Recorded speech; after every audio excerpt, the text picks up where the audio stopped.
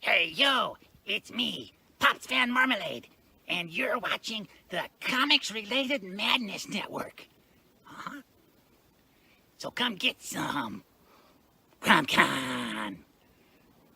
CromCon.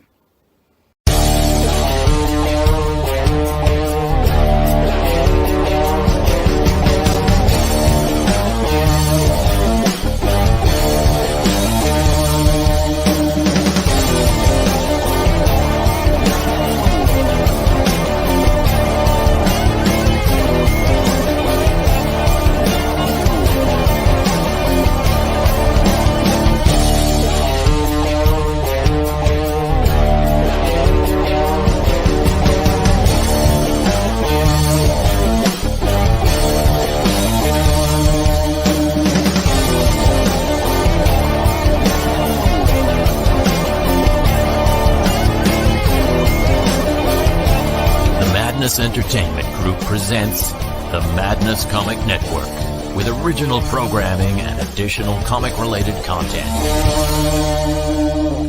Hey, we want to shout out to our sponsors, Daytona Beach Comic Con. If you are a fan of comic books, if you're a fan of comic book conventions, and if you like meeting comic book creators and getting comics and comic-related stuff, then you need to make your plans to attend Daytona Beach Comic Con. This year's show is September 9th and 10th. Silverline will be there, so you should make your plans to be there too. We'll see you there. If you like comics and find yourself in the Orlando, Florida area, doesn't everyone come to Orlando at some point in time to see the House of Mouse? But when you're here, you need to make it a point to visit Coliseum of Comics, especially the one on East Colonial Drive. They carry Silverline comics, even a limited edition Coliseum of Comics version of our comics. So, when you go, be sure to ask for Silverline Comics and tell them we sent you. OCD stands for Orlando Collector Deviants. OCD, Steve and Trish, they're a family of geeks who promote geek things, particularly those around the Orlando, Florida area. They're big supporters of Silverline, and we think you should be supporters of theirs too. Go give them some love. If you are an independent comic book maker and you need to get your independent comics made, you need to look no further than Kablam Digital Printing. They print our books, and they do a bang-up job. They're not only trusted by Silverline, but many, many independent comic book makers. Head on over to kablam.com and see for yourself just how easy it is to have your comic printed by them. And tell them Silverline sent you. Hi, this is Tim TK, host of That Silverline Show on Tuesday. Join us at 11 p.m. Eastern, 8 p.m. Pacific every Tuesday night as we discuss pop culture and the joys of making comics. Hi, I'm Barb Kilber, co-host of Silverline's Wednesday Wham. Join us each Wednesday night as we discuss comics, literature, movies, and anything else that may catch our attention. I'm Roland Mann, and I host Silverline's Silver Sunday. Join me every Sunday at 8 p.m. Eastern as we make mine Silverline.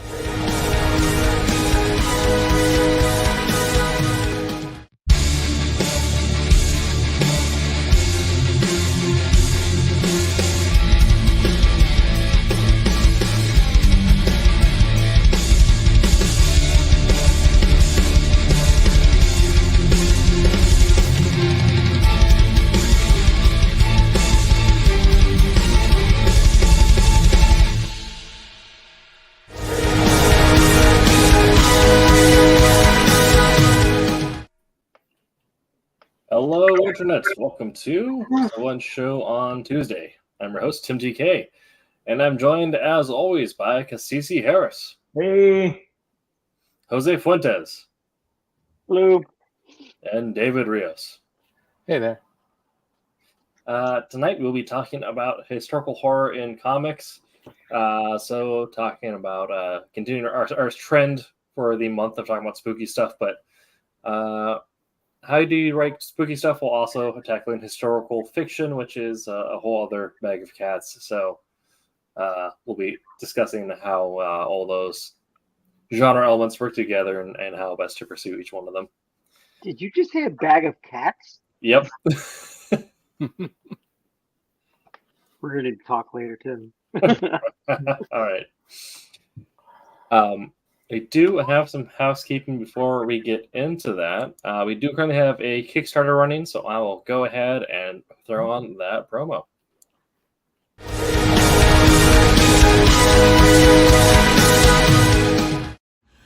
Hi, I'm Roland Mann, and I am the head honcho at Silverline Comics, where we love making comics. And I'm here to tell you about our next Kickstarter. This is our 27th Kickstarter. Can you believe it? I know I can't. 27. That means we have successfully funded and shipped and fulfilled 26 before this. So I'm telling you, before you even hear anything, pledge with confidence. But I'm going to stop yakking. Here I am to tell you about the first of our books on the Kickstarter. Take it away, Roland. Switchblade is the story of Scott Nathans. Set in New Orleans, Scott is just a small-time boxer hanging out, trying to make day-to-day. But he gets fed up with the justice system when a couple of killers are let loose by the justice system because the policeman forgot to read them their Miranda rights. And everyone knows that they killed this little girl and did nasty, despicable things to him. So Scott decides to take justice into his own hands, and he becomes a Switchblade. Didn't that sound cool? Yeah, I thought so too. So here I am to tell you about the next book on our Kickstarter. Take it away, Roland. Cray is a sci-fi fantasy story of a world in which mutants and humans are at war. Many on both sides want peace, but during a mutant raid on a human village, a young human boy is taken as a battle prize and then raised by a family of mutants. Trained from a very young age in the ways of war, Cray dreams of becoming a member of the Red Guard. Basically, it's the Delta Force of the world. Until, that is, his village is raided once again. Whoa! Those sound so cool. I know you think so because I think so. And I like really cool comic books. And I know you like really cool comic books. So, back it if you can, share it if you will, and remember to make mine Silverline.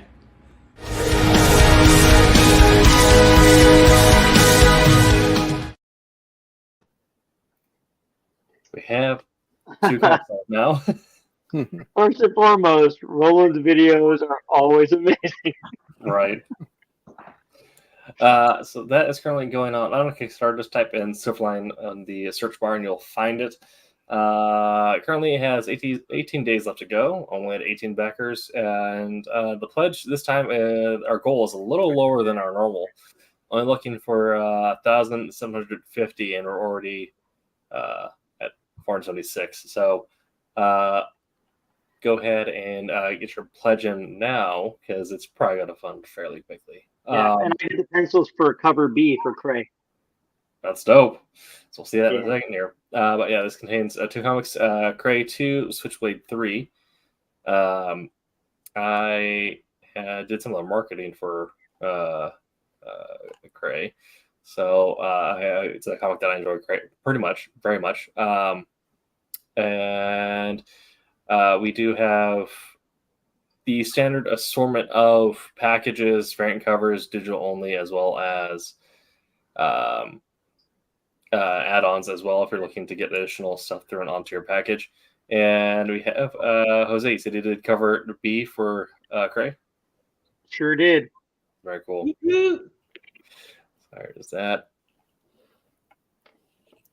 Oh, and the original art for it is one of the add-on things rewards they can get. Fantastic. So yeah, you can get some original art for it as well. These were originally black and white comics back in the day, but now they are presented in fully rendered color for your reading pleasure. And also you can grab this with the Mantis Files, one of the classic black and white trades as well.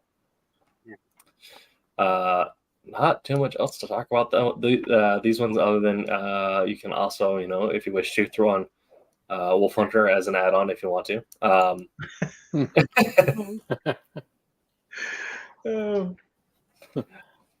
No vested interest there. Yeah, absolutely not. Yeah, you can also throw on obsoletes or anything else like that. I mean, I wasn't going to go there, but yeah. But that is currently going on. So head on over to Kickstarter, type in Silverline, and get ahead and get your prayer done. Again, these books are fully done, so you're not funding a pipe dream. You're essentially splitting in a pre-order with the shop. This just allows us to cover the printing cost up front, as well as make sure that everyone who worked on it gets a little bit of something for their trouble. For everything else, head over to silverlinecomics.com. Sign up for our newsletter. Click on the merch button to get yourself some dope mugs or t-shirts. Click on the comics button to also be taken to our storefront to purchase any back issues you may have missed. If I saw you at Sacramento Aftershock, nice seeing you over the weekend. Hopefully you didn't get a sunburnt as I did. I'm laughing with you, Tim, not at you. Yeah.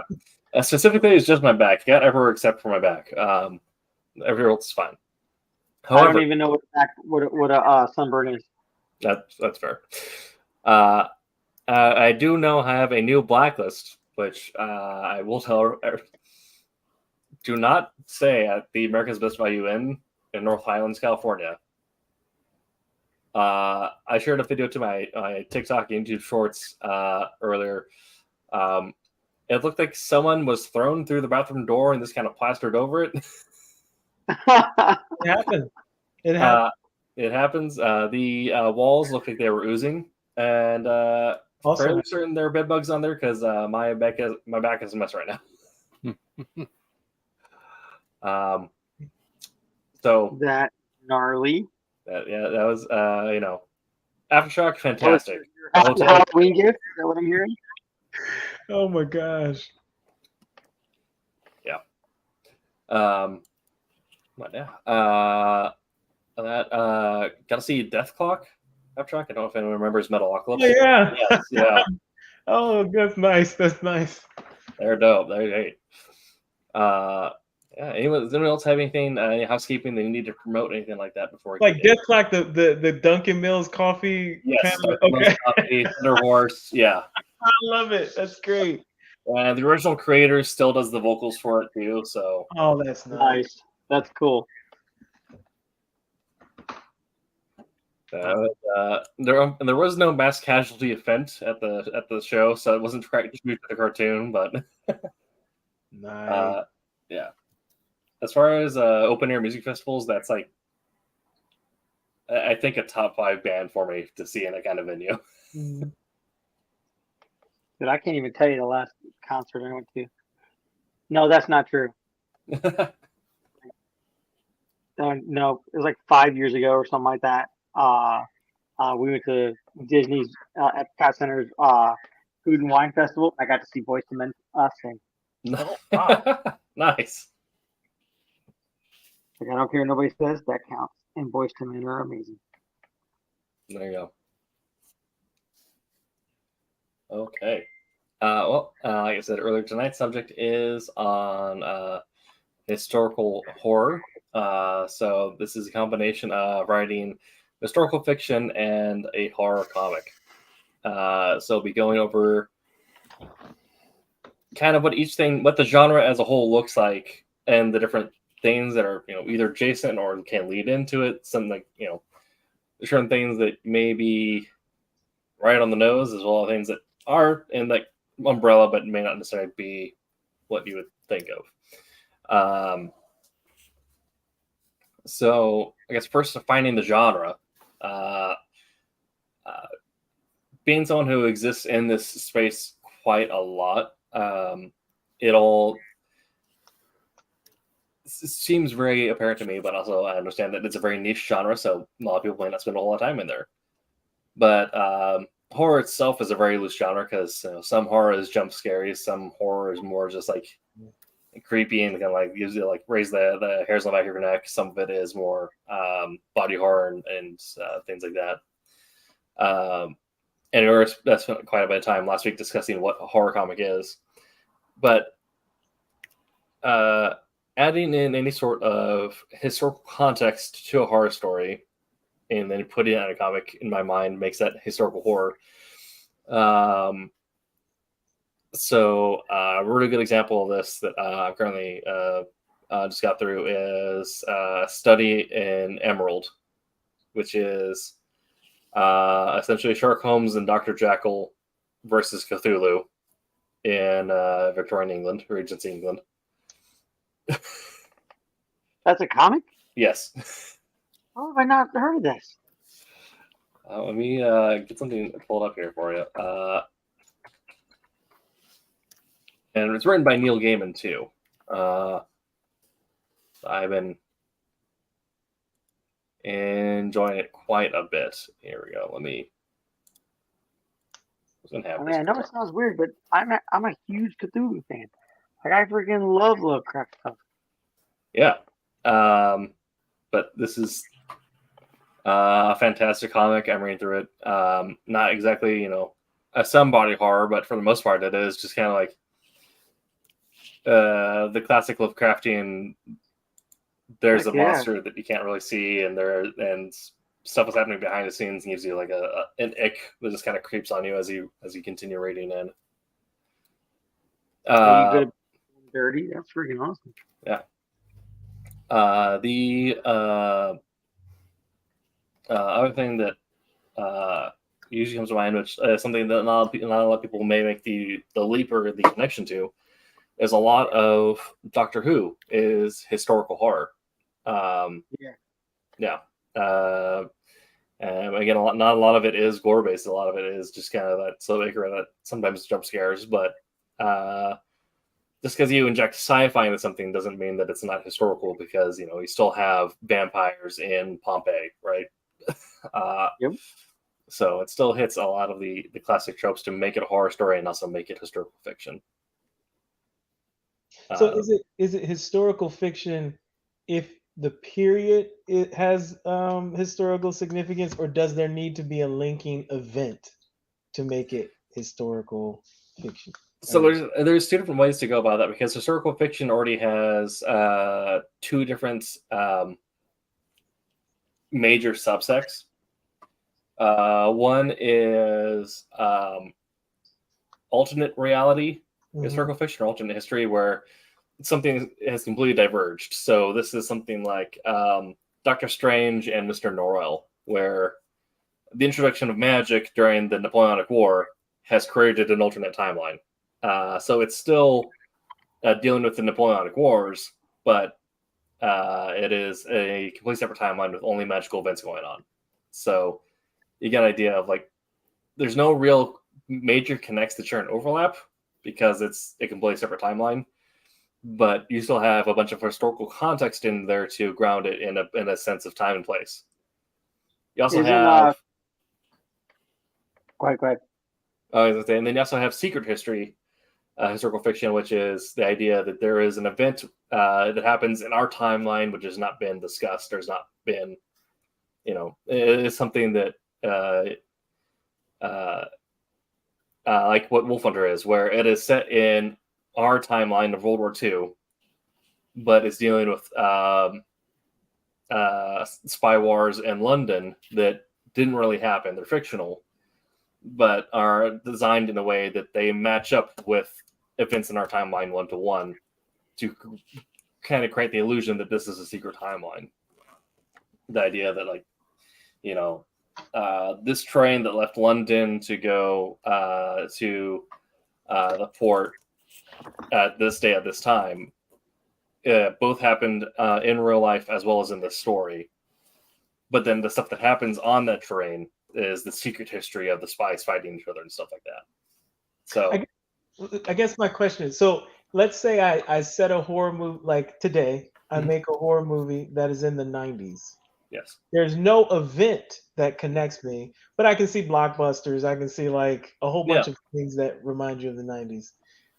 I would think that that's the same as making a horror movie or a horror comic set in the Victorian era, but don't reference any event in that era. Just that's the timeline. Yeah. Would that qualify as historic? Like the 90s version, would that qualify as historic horror if I set a horror? Oh, okay. Absolutely, because you're telling a story that's set in a point in time in history that is not current.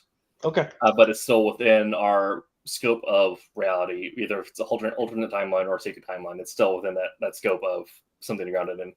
Like Penny Dreadful is a good example of that. They don't really talk about anything in the Regency other than just werewolves and stuff happening. And Penny Dreadful is awesome. Like that show was freaking. That was killer.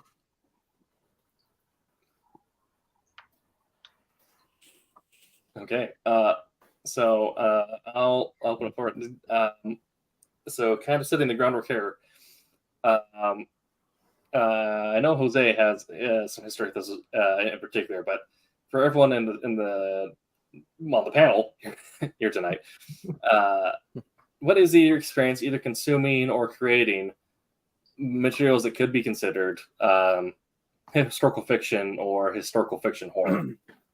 I have a very specific example, which I can't talk about yet because it hasn't been announced, and I need to get a script turned into Roland, but I was in a different state for a while.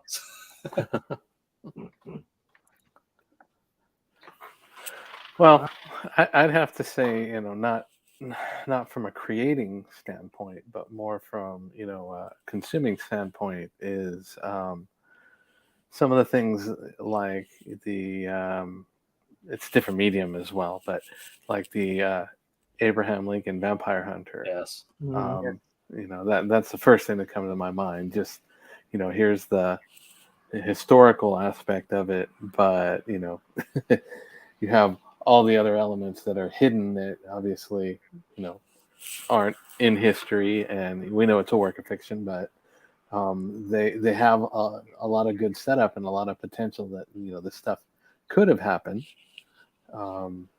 So that for me is something that I really enjoyed, and is a great example of period piece horror, vampire. Yes. Pride and Prejudice and Zombies too. Mm-hmm. I believe that was done by the same author that merged those two together as the Abraham Lincoln Vampire Hunter. Yeah, that's a fun one too. That's set in whatever, with Jane Austen-esque, England and whatnot, and then Oh, I guess I don't. I know. Gosh, I guess I don't have any.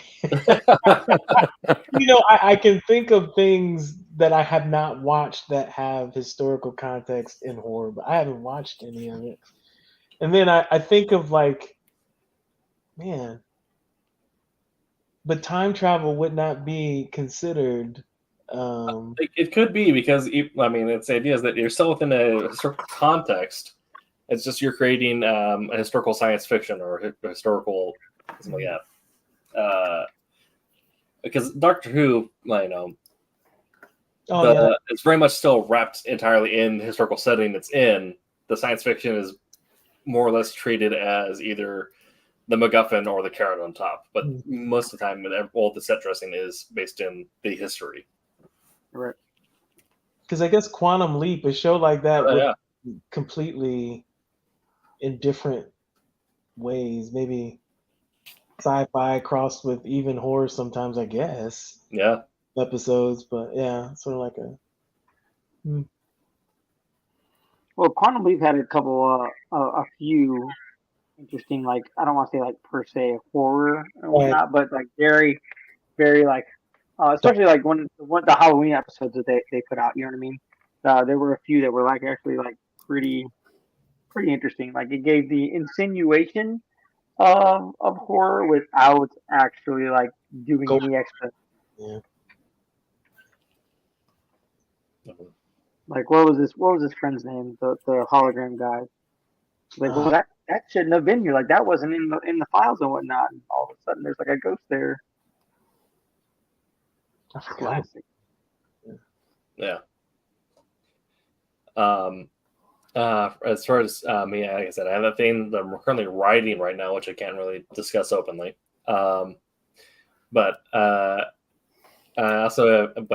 can't talk about something I watched recently, which I've talked about before, but Voyage of the Demeter, the essentially a slaughterhouse horror movie.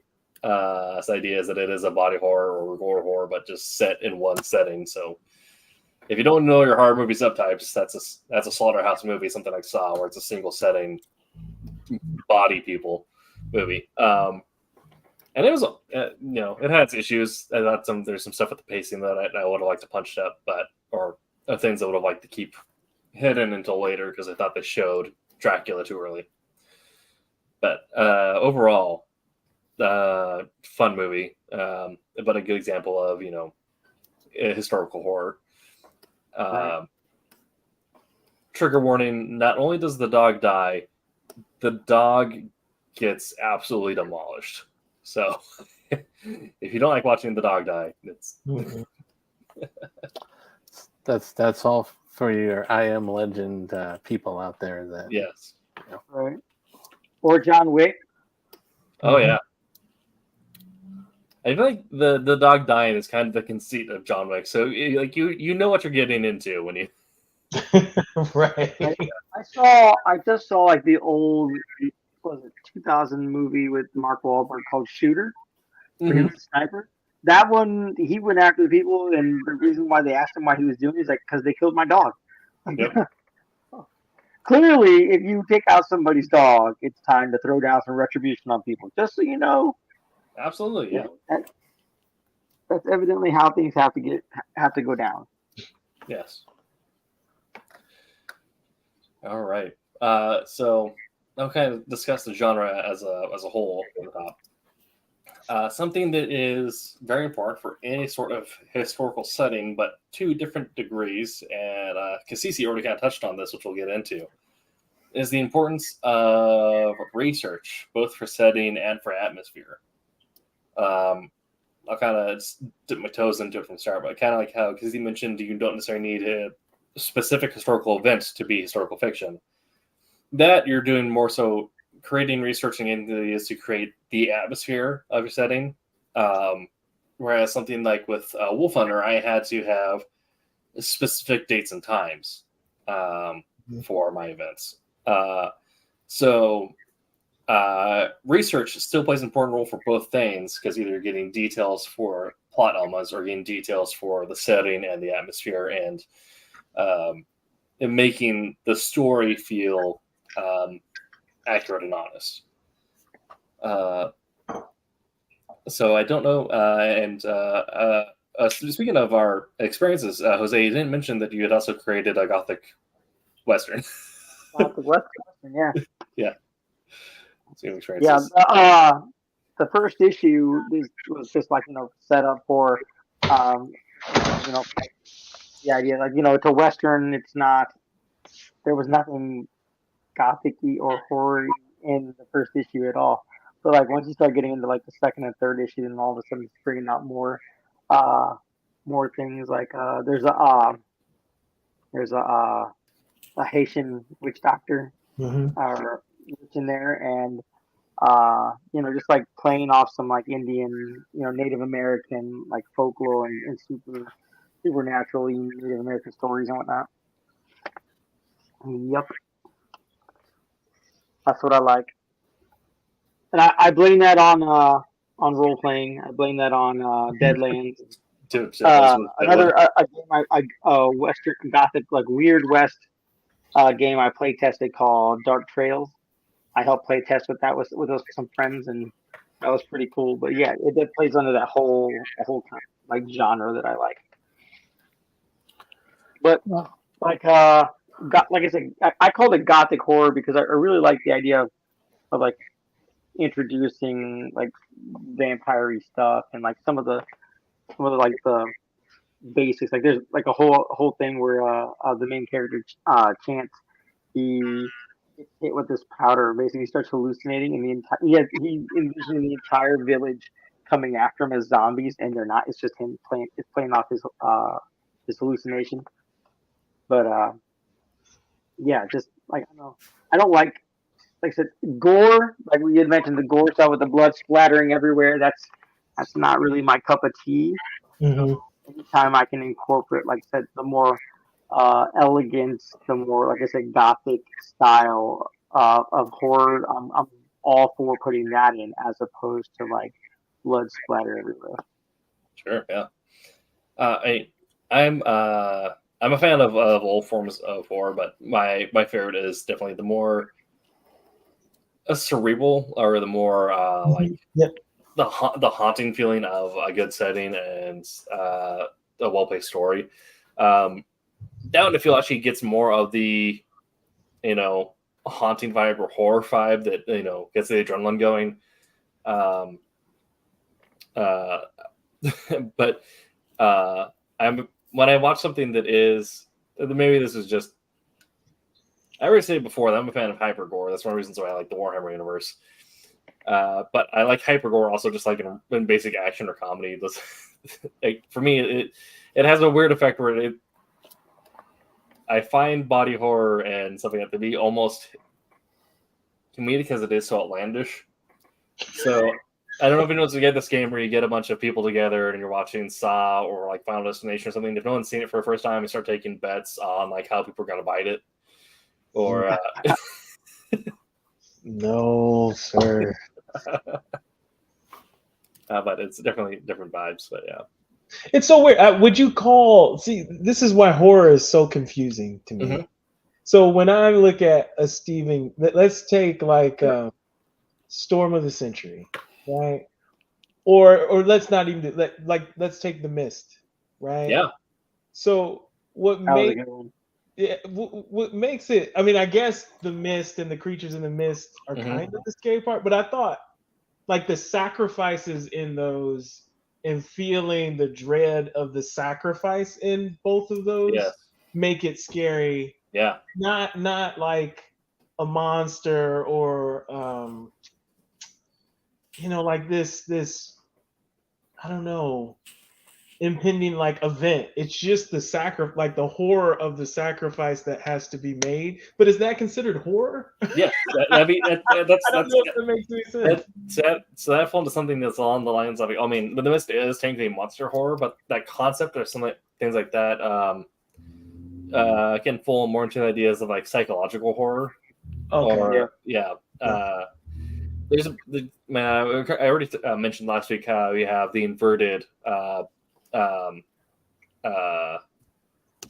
Maslow's needs creates the core human fears. The idea that as beings we have evolved as society, recognizing these fears in order to like preserve ourselves. Kind of like the idea that every good society has two basic laws, which is do not kill and do not lie, because otherwise there's no trust in a society to function. But in general, humans have the idea of 5 basic fears that you need to have your bodily autonomy, you have your bodily functions preserved and your health. You need to have shelter. You need to have community, and need to have, self-sufficiency, consciousness, things like that. So anytime that you're invading one of those in a different way, you're creating a sense of horror and dread for someone, and that creates an adrenaline response. So something where, something like that, or like Wanderers by Chuck Wendig, a good book. The idea is that a plague spreads that causes people to become mindless and to start walking in a certain direction. So it's a horror story, but it doesn't really there's no monster, there's nothing like that. It's just but the immediate, invasion of control, the invasion of community, the invasion of bodily health. You're immediately attacking 3 core fears that like most people have, if they're neurotypical or whatever. And because the idea of like you coming out with the disease that makes you lose control and just abandon everything that you said, it was terrifying without necessarily needing to go into gore or monster.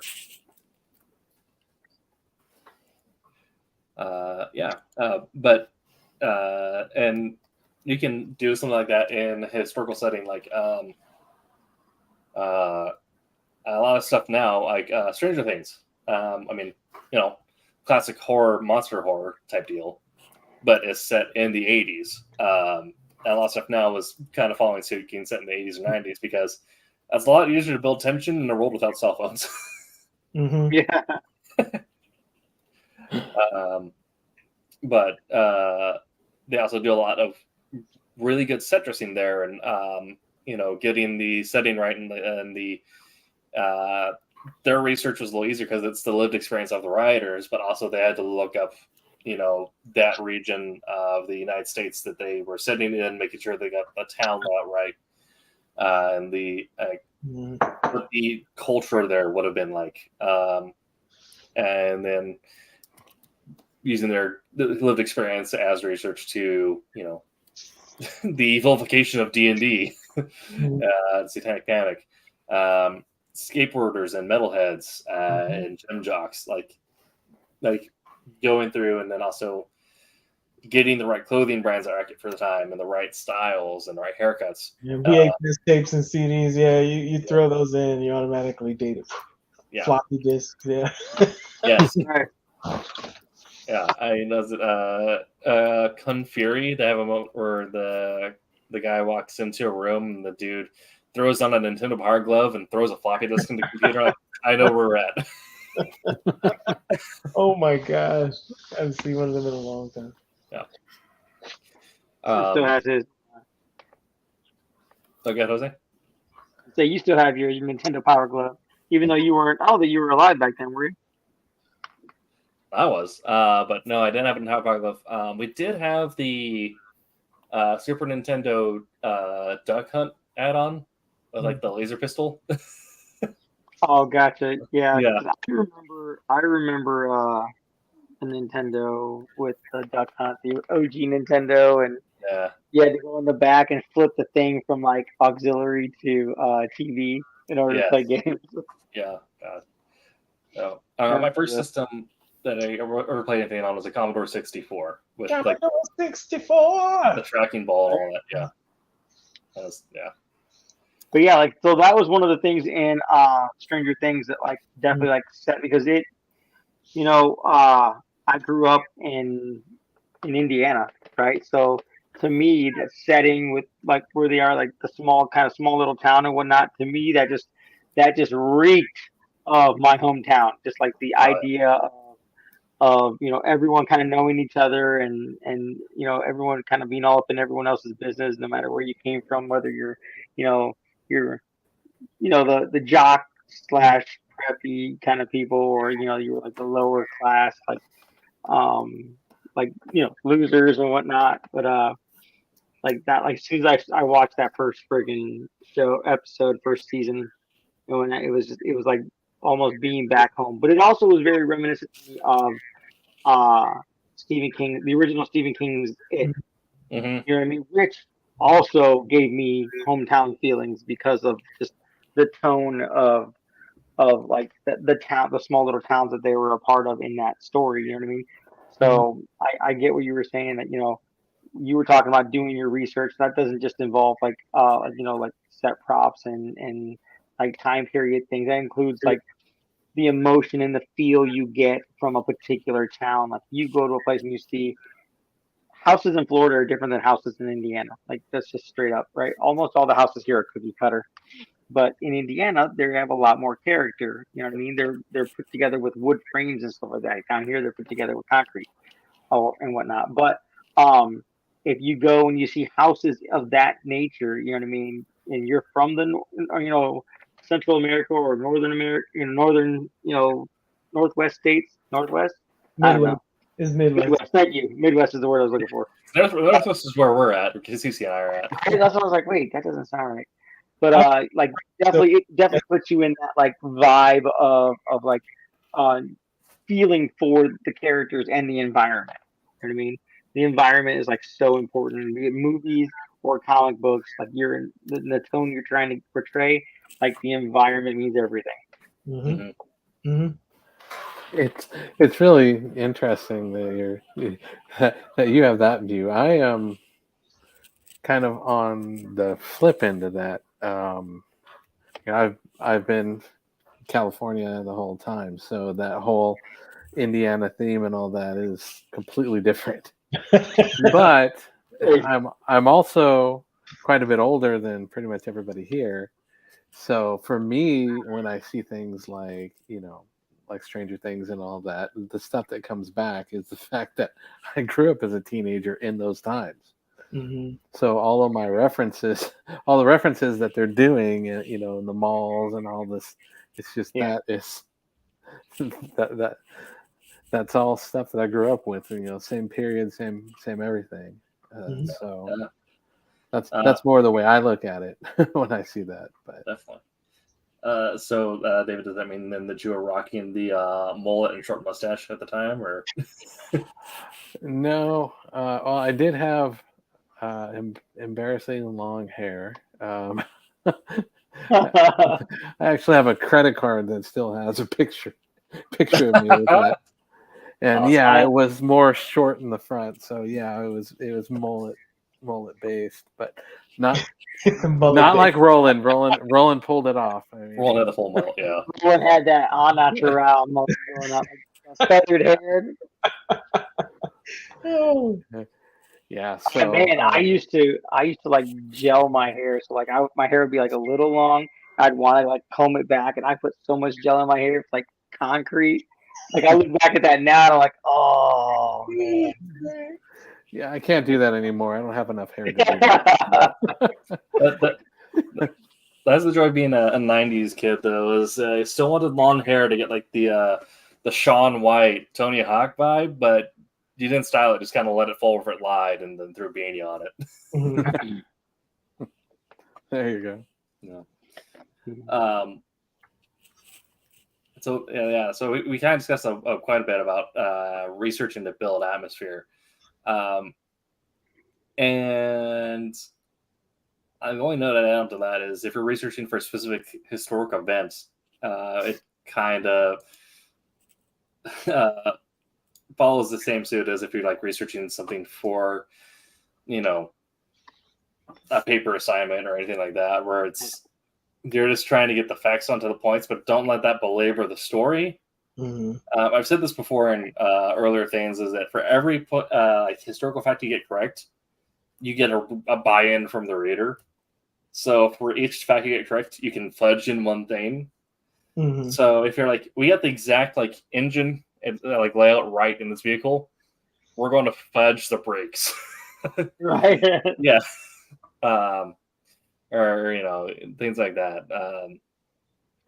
Well, I think one of the things is, when you start out this project that you're doing is defining how you want to set it up. I mean, absolutely. Do you want to go in for hyperrealism history, and put in a lot of places, a lot of maybe key battles,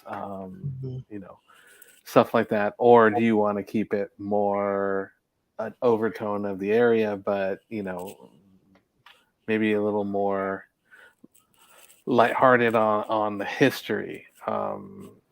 So you're just kind of touching upon that. Are you focusing on something extremely hard hitting? So it's like, do you want to, your first option is go with a realistic period with all the technical detail and have it coincide at the same time with the horror aspect. So it's kind of a 50-50 mix. Or your next scenario is, do you want to go strictly, like 80-90% horror and throw a little bit in there? And then your third scenario is, do you want to, maybe make it a horror sort of, slight comedic thing like that, like the I'm trying to think, I'm blanking right now, but some of those things where you have a lot of the goofy things go on in the background, and kind of like your Renfield type, that type of atmosphere. So a lot of that stuff, you want to shoot and outline where you want to go with it, and then drive everything forward. Your writing, your art, and all that stuff. So, I mean, kind of like to that point, also kind of something like Young Frankenstein, where they got enough historical context just to like get you an idea of what era you're in from the go, and then once you're inside the castle, that's out of like a few references. That's mostly gone, and it's mostly just on the comedy and the weirdness of it all.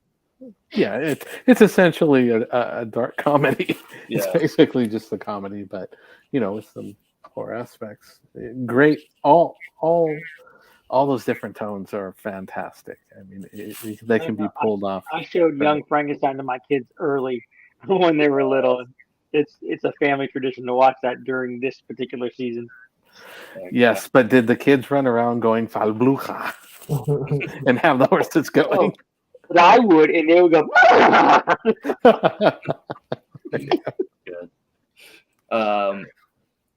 One last note on research, kind of what Jose and David also pointed out, is that researching a historical setting is also more than just like the hard facts of the setting, but also the cultural interactions of the time. Like, if you're looking at something set in 1980s America, you're going to be dealing with jocks and preps and nerds and all stuff.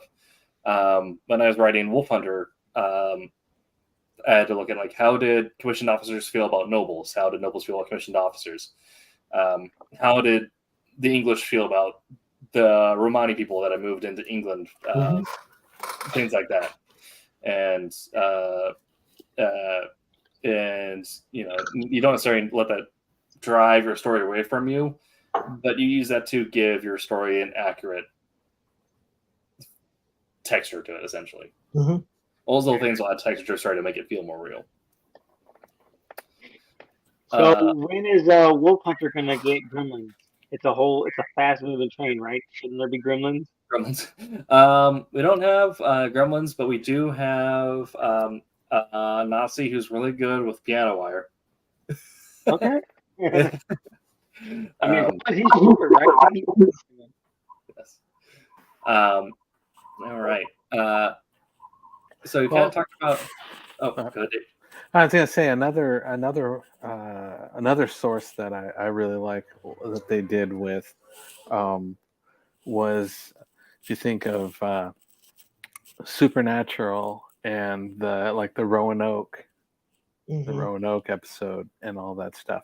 That was a good way to kind of fold in history. It's modern times, but it deals with that aspect of it. So, are you talking about like the TV show Supernatural? Yes. Okay, that's funny because the Sci-Fi Channel show from for the early 2000s, Haven, dealt a lot with it was based off of the Stephen King story of the Colorado Kid. But it also tied into Roanoke and whatnot, which is, if you don't know anything about your history about Roanoke, it is a crazy little story. You know what I mean? The myths and the stories, the theories that people have about it it's crazy and interesting to just find them online and just read them. Yeah, it's so easy to write something horror oriented around that. Because you don't have the answer, so you can make up all kinds of scenarios on that. Yeah. I see the wheels turning on Cece's head. Oh yeah, in fact, I was thinking of Roanoke in the very beginning, but I couldn't, put it in a movie that I would, or a book that I would. We'll take that as a segue into our next thing, which is how to incorporate our elements of horror into this historical setting that we have researched and created. You spend so much time building the atmosphere of the historical setting. How do you make that atmosphere also chilling or creepy, or how do you introduce elements that drive it into the horror genre? And one thing that with speaking of Roanoke and because he's mentioned, there's fear of the unknown is a really good way to get into that. One of the book series that I talk about is the Golgotha books, which fall into the subgenre of weird Western, which is one way of handling it, which is you kind of just jump straight into the creepy aspects, the weird stuff of it. A lot of weird Westerns are just kind of like, yeah, you walk into town and there's a ghost. Wait, that's how half of my D&D games card. I don't know what you're talking about. Yeah, but the idea is that there's a lot of parts of American history from the early to mid 1800s is mostly word of mouth, and there's a lot of towns that got turned into ghost towns by the time that the railroads were developed. So it's very easy, like, yeah, this one town in Central Vegas was actually a bunch of like vampires hanging out. And using these things where it's kind of that the idea of a secret history where you can easily slide in something more despicable or more diabolical into the historical setting that you've created, or something along the lines of Voyage of the Demeter or Dracula, where it is a straight up alternate history where as people are doing their thing, they're like, and now we take a hard divergence as we slowly built up this character known as the Count, and now we take a hard departure from reality as he starts feasting on someone. But you have a more slow burn into an alternate history as opposed to using a off-the-face secret history. What are your thoughts on incorporating the elements of horror into historical settings? I think, when you pick, just my opinion, when you pick vulnerable moments that people go through in those contexts, that's like the prime example for like, so, I mean, if you think Western, the prime, environment for you to initiate horror is when a person gets drunk in a saloon, right? Because they have no control, but that's something that people kind of indulged in and became vulnerable to. Or if you think of childbirth, or, I mean, even if you were to go like in a current setting, like, hookup culture or something like that, where people make themselves really, really vulnerable. And it's that moment where you introduce like a killer or a monster that preys on people when they're at that vulnerable state. And people kind of get wrapped into that thing because they're like, well, I've been drunk before and that would suck if that were me getting devoured at the bar, right? Or something like that.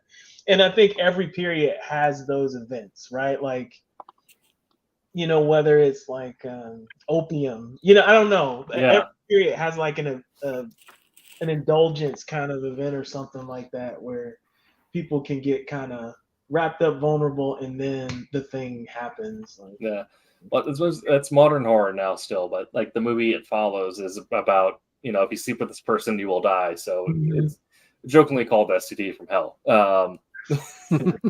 But looking at things like the picture of Dorian Gray, the idea of drawing into like this very Regency era vanity, where if you're a noble, you're going to preserve yourself as much as possible. You have paintings of yourself, and really drawing on that concept of vanity, very popular in that era, to throw in something sinister into the setting. Well, one of the things that I like, that's a good example of throwing horror in to a degree, is if you think of Gotham by Gaslight. Yeah. I mean, that was kind of a mixture of historical with the steampunk type thing, with some of the gadgets that they had, and then throwing in, the Jack the Ripper theme, horror theme and all that stuff. I think that they threw a lot of, different elements. They had a really interesting take on that when they put that together. So I thought it was done very well. There's another one. What was it? The Horror Over Gotham. I think that's what it's called, something like that. But that one was a Gotham Batman-based story revolving around the Cthulhu mythos. Yeah. Which, anything with Cthulhu mythos is cool.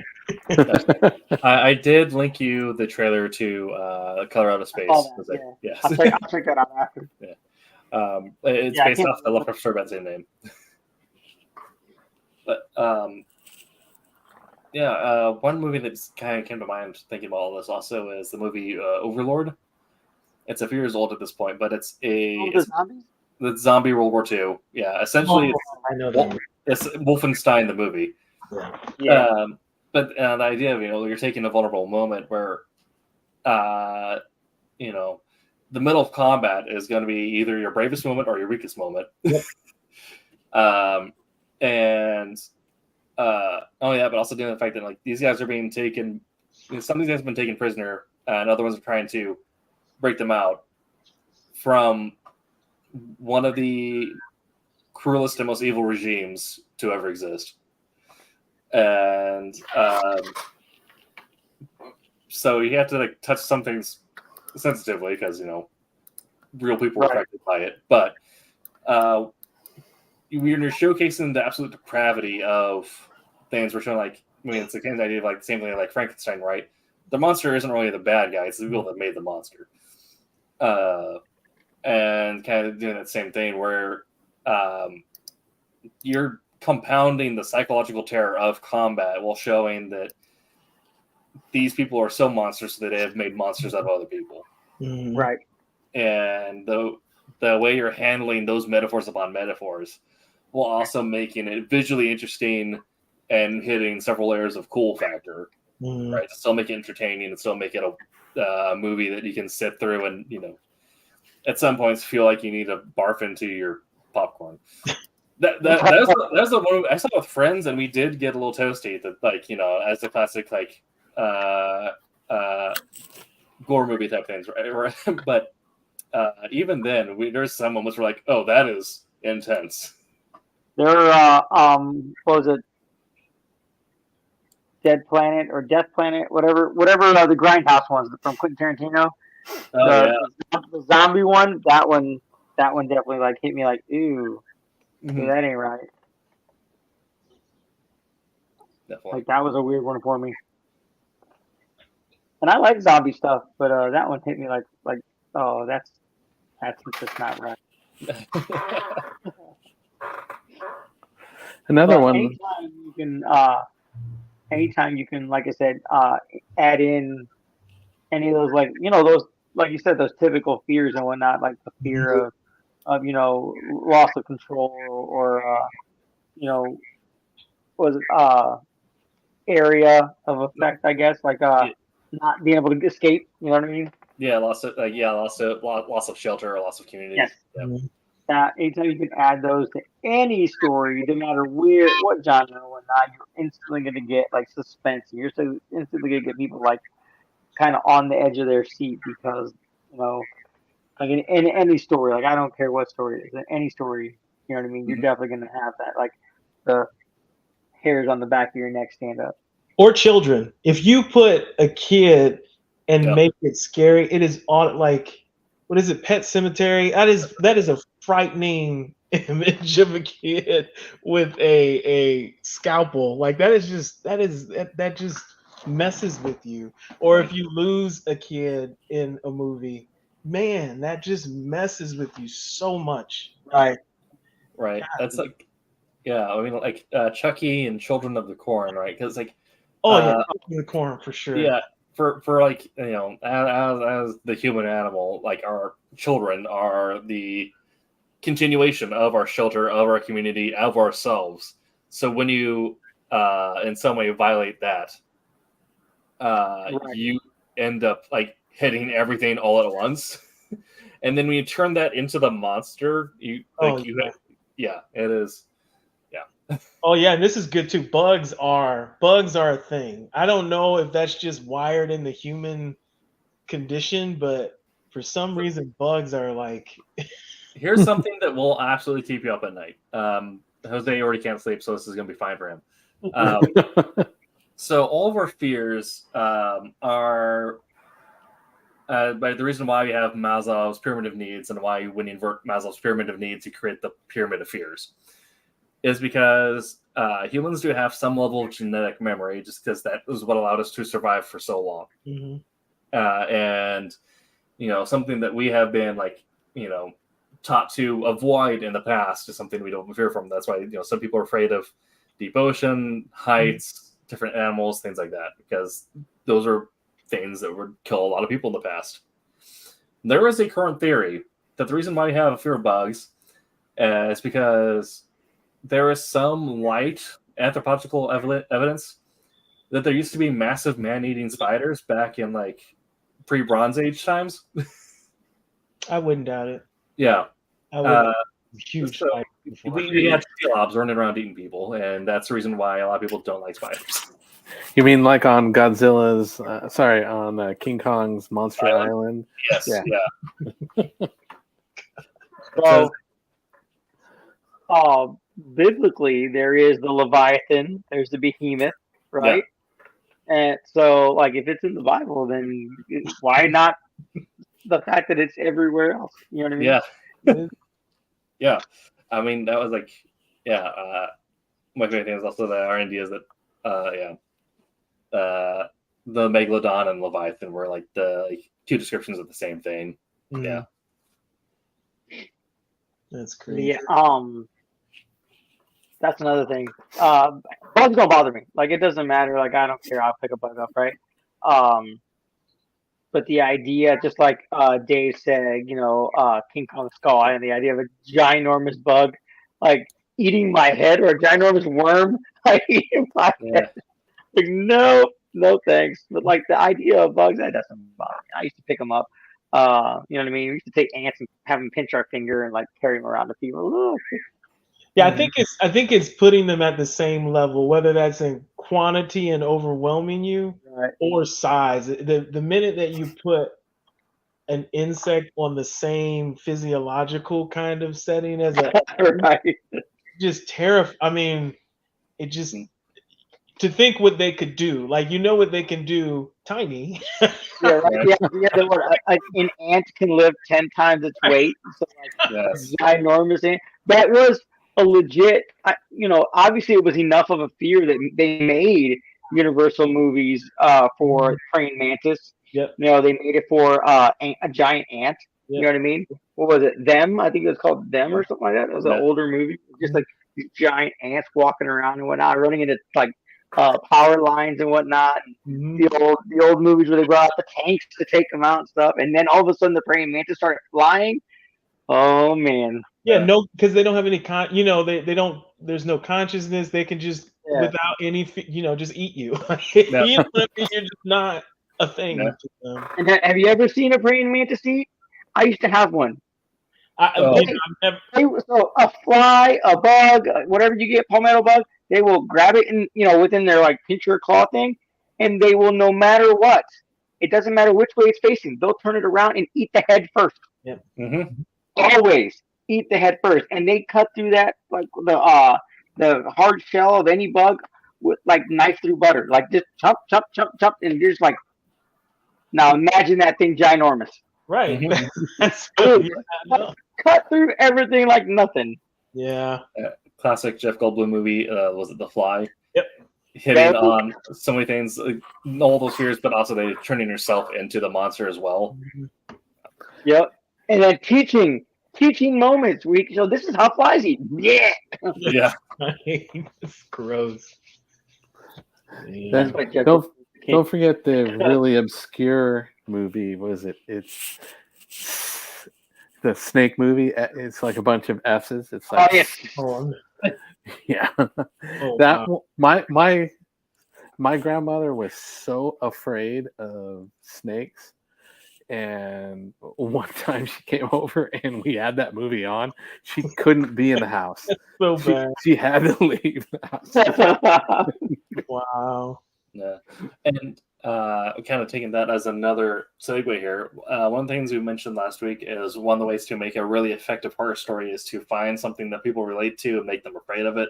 Mm-hmm. Like the movie Mirrors, make you terrified of mirrors, or the VHS or The Ring did for people on their TVs. Nosferatu made me not want to go into my bedroom. Like, I would watch all these like gothic horror movies, and I'll be honest, up until like I'll be even more honest, up until like last night.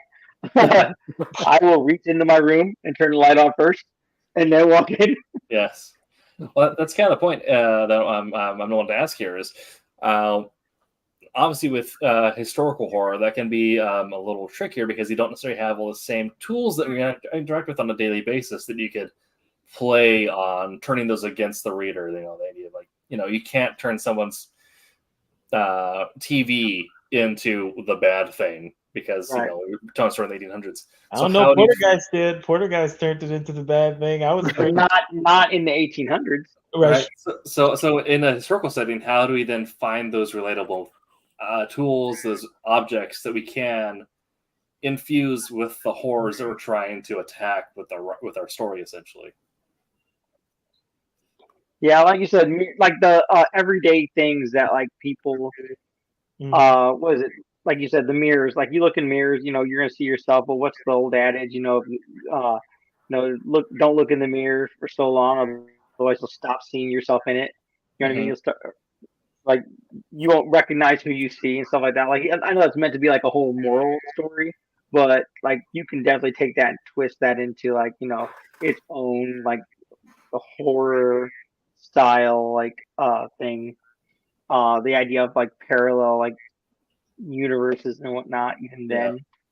Or the books. Doctor Who. Yeah, the books. What else? Army of Darkness. Army of Darkness did that. You know what I mean? Yeah. And yeah, that was campy and whatnot, but like that was a playing off like the little horrors that would affect people in the Middle Ages and whatnot, and or medieval times, and then like play that off like because you get the Deadites for zombies. You know what I mean? In the medieval Army of Darkness, which is funny that I saw Army of Darkness before I saw Evil Dead. I didn't even know it was a sequel. Yeah, I really thought it was his own movie. I even had we had book covers. We can wrap our books up of Army of Darkness, and I put that on there, and I used to draw on it. So. Well, what about the gamers? Since we have a lot of gamers here, what about the mimic chests? Yeah. Right, and it's one of those things where when you first get introduced like D&D or Baldur's Gate or whatever, and the mimic chest is just the chest like that, like doesn't necessarily hit as hard, but once your DM turns your mimic into like a desk or a table or something, that's when it starts getting a little weird, because then that table sagging real weird. I don't know how I feel about that.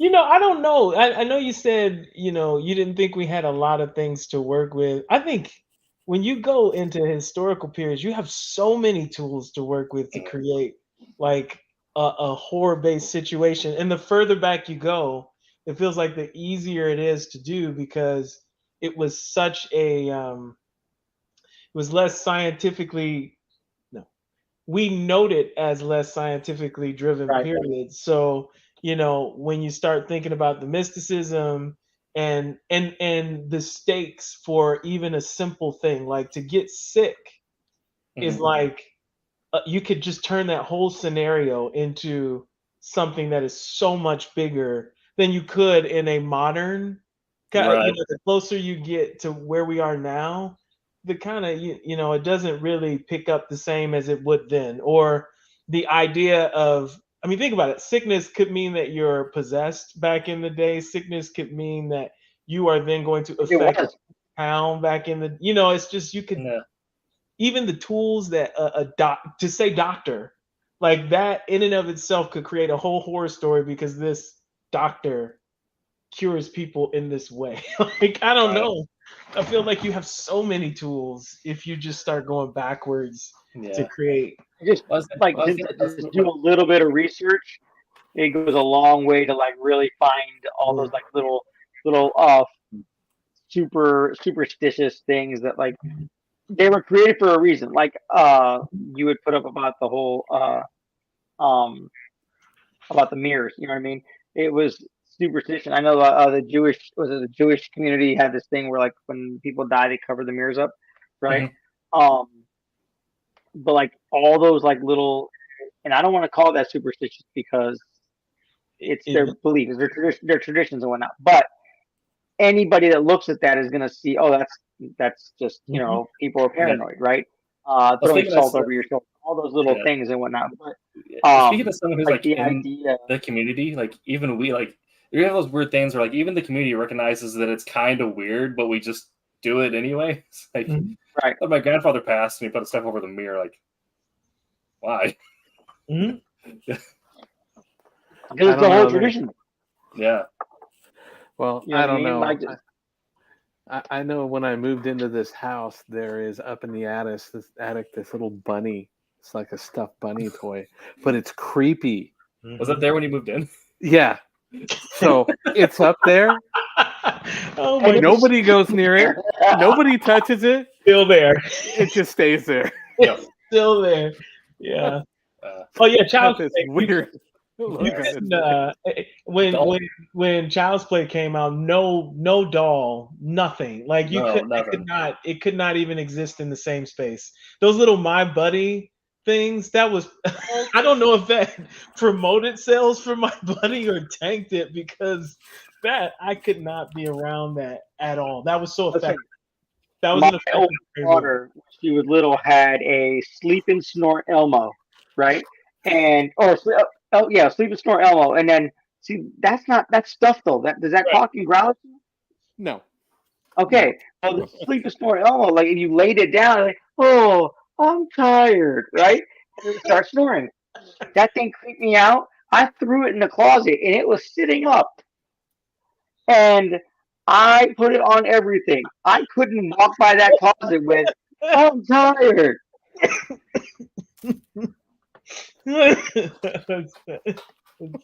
Nope, that thing talked to me. As soon as I could throw that out the house, that thing was gone. Oh my God. Holy water everywhere. Yep.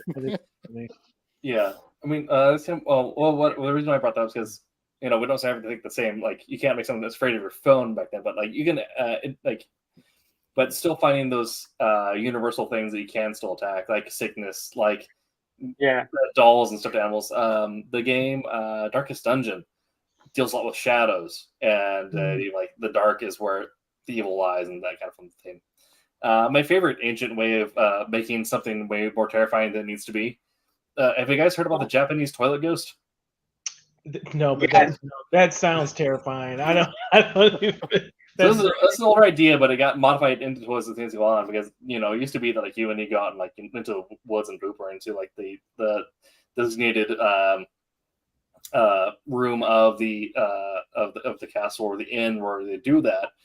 The idea is that something evil was in there. Not necessarily evil, is more of just like a mischief ghost, but the idea is that it might just come up and like possess you through your butthole or kill you. See, that is vulnerable. See, you take a vulnerable moment in the period and you use it. Yes. Pooping. That would be terrifying. That would be terrifying. It's probably based off the python in the coming out of the toilet from the... Yeah.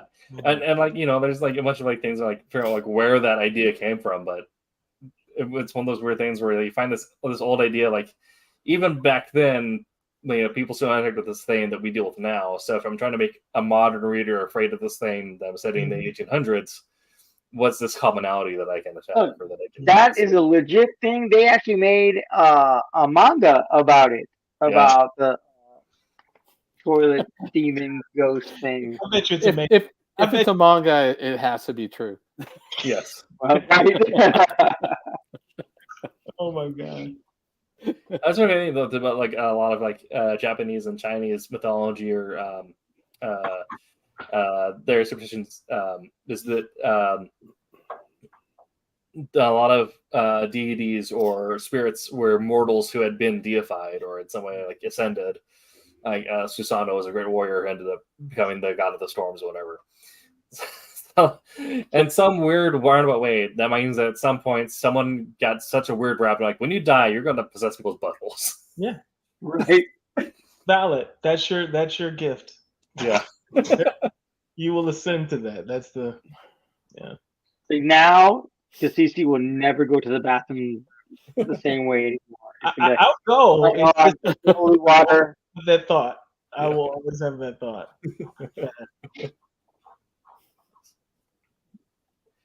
Yeah, you're creeping us all out, Tim. Yeah, thank you, Tim. Thank you. Absolutely, yeah.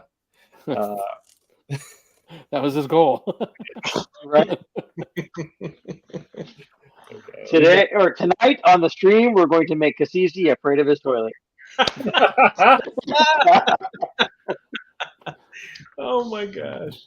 Like if I accomplish nothing today, it will be that. Yes. Do you have any closing thoughts or anything like that before we hit our end promo? Since we've been going out. Reach in, turn the light on first before you walk in the room, because the oogie boogies are there. If you want to write a whole, and I don't write a whole bunch of horror, but I think the best executed horror, again, is not necessarily from the monster. It can have a monster or whatever, but to get into that relatable event that makes you really vulnerable and sensitive, and just exploit that thing. Right. Exploit the heck out of that thing. Right. The worst case scenario in the subtlest way. You know, whether that's a stranger that impacts that vulnerable moment, or a thing that you lost that impacts that, or a sacrifice you have to make in that vulnerable moment that you can't undo. It's your child or it's nothing, right? Like everybody dies or you give up your child. Which one are you going to do? Like I don't know. Those are like the best ones. So if you can find that moment, exploit that moment. Right. And in regards to your story, when it comes to like comic books, you don't have to reveal the monster. Jaws never got revealed until like the absolute end of the movie. You know what I mean? Like the whole movie, all you ever saw was the fin. That's it. Yeah. You know what I mean? I think one of the most effective ways to use a monster or something like that is my favorite trope is the person walking into a room, opening the door, and then you just see the blood splatter in the hallway behind them. Mm-hmm. Yeah. Yep. But yeah, don't show the monster. Show the effects, right? Because you can show what has occurred without actually showing the actual occurrence, right? And that in and of itself can just like spell out so much like drama and suspense, like just. And then not even then, if you don't even show the room like something happens in, if you show an up closer zoom in of the person that's looking in and just showing their reaction, that to me that will lead me to flip the next page. Oh man, what happened? What are they looking at? You know what I mean? No. So like there's just a ton of different like Tim said, tropes, you know what I mean? That you can just effects that you can use in comics, like different ways. So without ever actually, I bring that up again, like without ever actually showing, you know what I mean, the evil in it. Like you can tell like a really riveting story and like suspenseful story without ever once showing what is causing that evil. Agreed. But I think that stems from the fact that I like Lovecraft stuff, because that's a whole lot of like mental like fear. You know what I mean? It doesn't always show everything that's going on, but like just the build up to the story that leads to like someone just losing their nuggets because of like the suspense and build up, the potential of seeing that primal fear that you may never see what caused it, but it's going to affect you anyway. And like that, like to me, that is what makes a scary movie, or scary movie, scary book. You know what I mean? So, yeah, my thoughts. The same thing. I feel like that is like the best advice I can give to anyone wanting to write horror is exploit the unknown as much as possible. Keep the monster hidden, or throw it in places that you wouldn't expect it. But we didn't want to talk about visuals too much this time, but part of what makes historic horror so fun as a genre is the cool visuals of it. So finding the fun bits of historical reference, castles, vehicles, whatever, landscapes, and just give your artist a lot of cool stuff to draw. Yeah. Very, very true. Or give them leeway. Like, Yes. oh, you know what? You want to throw in a few little sneak peek things, a few little Easter eggs. Mm-hmm. That's the thing I'm finding with the script I'm currently writing is I haven't talked to this artist too much, but I trust him enough that like my panel descriptions are, I'll have like the longer setting piece. Like this is, for details, like these are things you're going to be plot important or whatever. But as like the actual like action descriptions, I'm like, yeah, it's very basic. Like this person does this. You just set the background. You decide the design. Mm-hmm.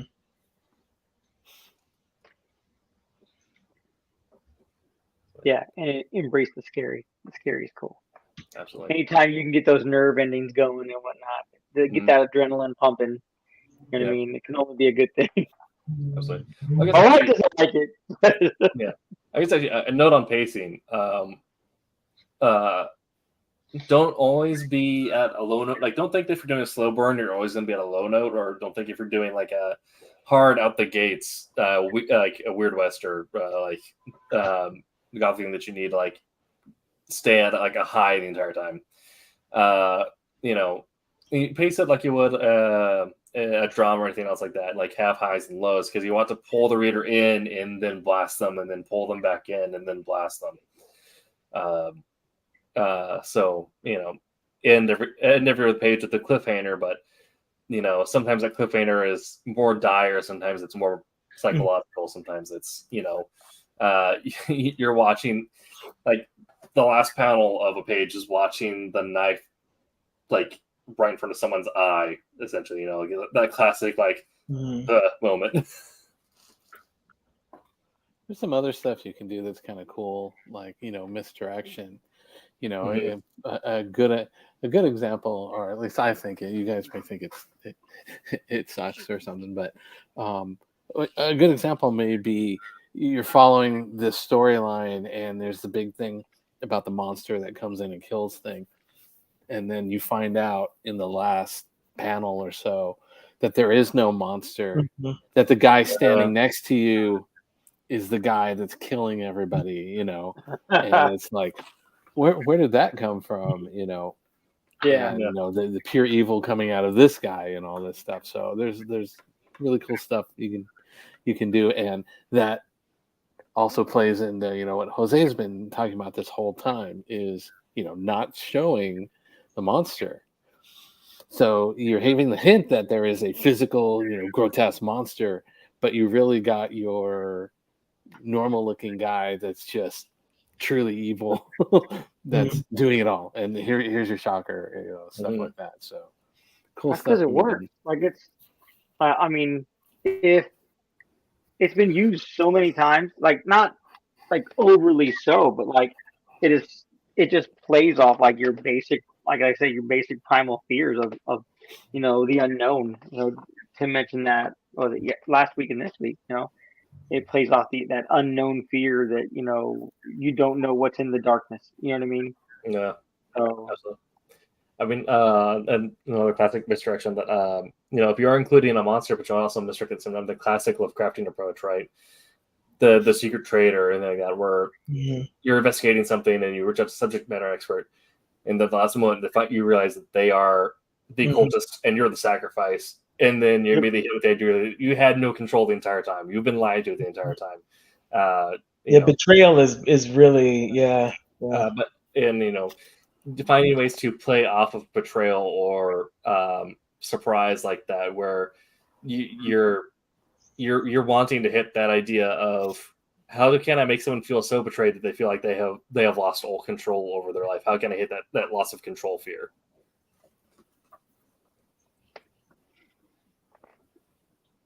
Oh, that's one that works for me. I'll be honest. All right. Well, thank you everyone for watching. We've been that's our show on Tuesday. We have a subject for next week, I believe. Let me get that pulled up real quick here. While you're pulling that up, just remember, check out the Kickstarter that we went over at the beginning. Also, go and check out the Kickstarter from our sponsor. And we got the Roku thing going. There's lots of fun stuff going on. So absolutely, yeah. Check out silverlinecomics.com. Get all our most recent news. Follow our Kickstarters and back everything. Buy our back issues. All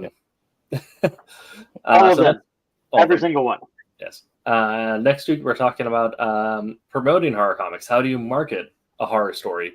So we kind of talk about marketing horror in general, since, it is a different style of marketing than you would with a traditional cave story, something like that, because it's a different audience. And then weekend after that, or the Tuesday after that, is the 24th. Is that game night? Game night? Yes, because we do have a show. We might have a show on Halloween, though. We do have Tuesday the 31st, but I don't know if everyone will be able to make that. Yeah. So I'll figure out where people are going to be in our group chat here, and figure out we're going to do our Vampire the Masquerade show on the 24th or the 31st. Are you down, Cassisi? Are you down, Dave? Are you down? Sure. It's gonna be so much fun. It was so fun last year. I can't wait, man. I've been looking forward to this for like a whole year. Yes. And if you haven't played before, the way you run Vampire Masquerade, it's already a rules light system. So it's something that encourages you to be as weird and just spitball ideas as possible. Okay. So, what I'll do is I'll ask you an idea for what sort of vampire would you like to be, and then I'll create the character sheet for you. So you don't need to worry about that. You just get in, I'll send you the sheet, and then for the show, I'll explain the basic role structure. And we'll use a website that does all the rolling for you. So, okay. Yeah. That'll be a good time. It was great. Roland did such a Roland McKenzie played. Yes. And Roland just ate up his adventure. He is man. He went to town on it, yeah. Yeah, he did. Now I have to go find the episode and watch it. The broadcast. Oh yeah, I'll share it for reference. Okay. Yeah. Thank you everyone for watching. We'll be back next week. Until that time. Oh. So, make mine Silverline. Mine Silverline. There you go. You found it. You found it. My name is Ross Ritchie from Boom Studios, and make mine Silverline.